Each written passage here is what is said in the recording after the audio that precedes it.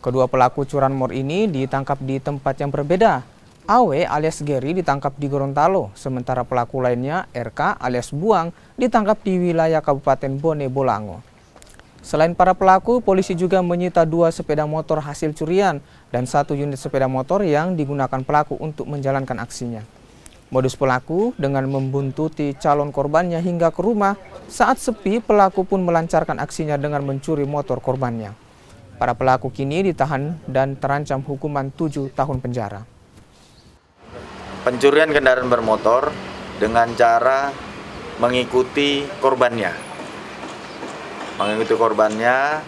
Sampai di lokasi, dia melakukan pengintaian yang atas nama atau Geri. RK ini memantau dan RK mengeksekusi kendaraan tersebut atau mengeluarkan dari halaman rumah.